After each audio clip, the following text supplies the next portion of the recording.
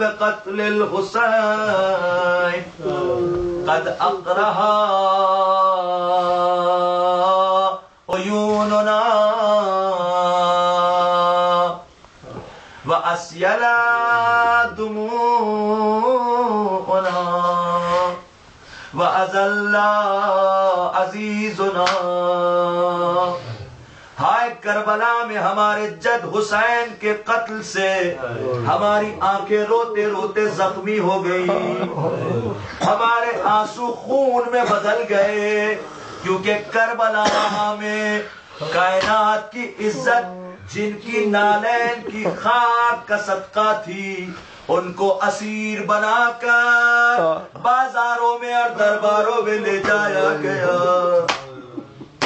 امام وقت امام زمانہ، اسی لیے کہتے ہیں ہم اور آپ یکجا ہو کے مجلس کرتے ہیں، گریا کرتے ہیں، آنسو بہاتے ہیں. میرا مولا کہتا ہے میرے جد میرے آقا حسین وَلَا أَبْكِيَنَّا عَلَيْكَ صَبَاحًا وَمَسَاءً، میرے جد حسین میں آپ پر ایک وقت نہیں، ایک پہر نہیں، ایک دن نہیں، ایک ہفتہ نہیں، ایک سال نہیں، بلکہ جب سے میں نے کربلا کو دیکھا ہے صبح و شام آپ پر گریا کرتا ہوں.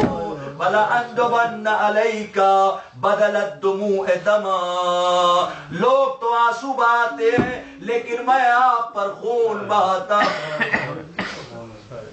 خون کیوں نہ بہائیں؟ عجیب و غریب مصائب گزر گئے آل محمد پہ.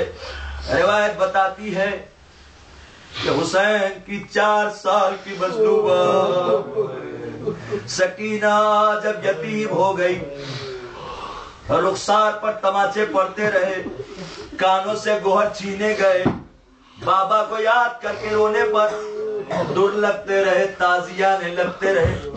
سکینہ کربلا سے کوفہ سے شام تک آئی، اور شام تک آنے کے بعد ایک روایت بتاتی ہے کہ سکینہ کی غربت کسی سے نہیں دیکھی جاتی، لیکن تماشائی تماشا دیکھ رہے ہیں.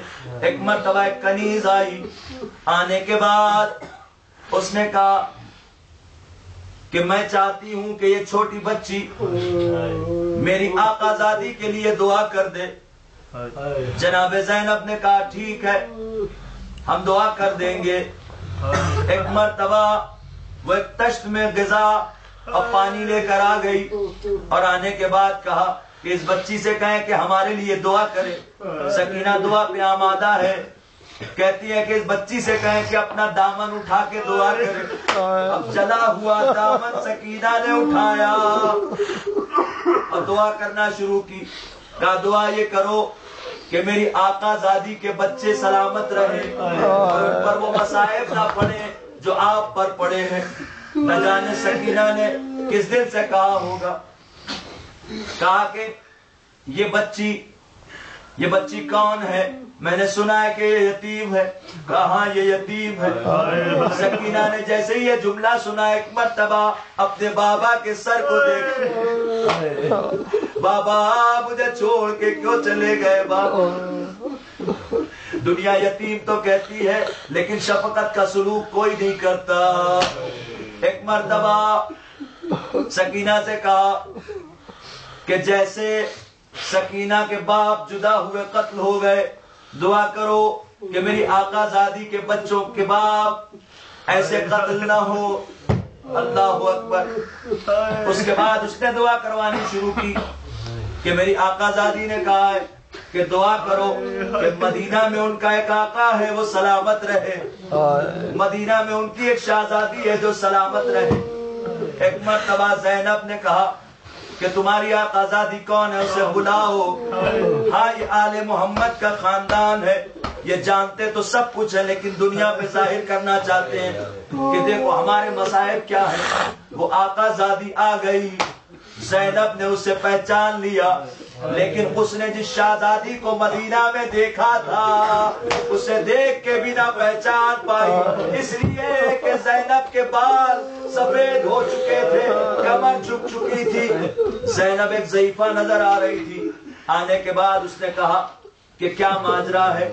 کہا کہ یہ بتا تو نے جو دعائیں کروائی وہ دعا تو ہم نے کر دی، لیکن یہ دعا جو تو نے کروائی کہ تیرا ایک آقا ہے جو مدینہ میں رہتا ہے، بتا وہ تیرا آقا کون ہے؟ کہا میرا آقا حسین ہے۔ کہا اچھا وہ تیری شہزادی کون ہے؟ کہا میری شہزادی زینب ہے۔ کہا اچھا تو دیکھے گی تو پہچانے گی؟ کہا ہاں میں فوراً پہچان لوں گی۔ ارے میرے دل میں بسے ہوئے ہیں میرے آقا اور میری شہزادی۔ ارے میری شہزادی نے مجھے قرآن کی تعلیم دی ہے، میری شہزادی نے مجھے علم دیا، مجھے دنیا کی ہر نعمت دی۔ میرے پاس اولاد نہیں تھی، شہزادی نے دی۔ میرے رزق میں اضافہ شہزادی نے کروایا، شہزادی نے مجھے سب کچھ عطا کیا۔ انہیں دیکھوں گی تو کیسے نہ پہچانوں گی؟ زینب نے ایک مرتبہ طلب کے کہا نہیں تو نے نہیں پہچانا۔ وہ کہنے لگی بی بی آپ کیسی بات کر رہی ہیں، میری شہزادی کہاں اور یہ بازار کہاں؟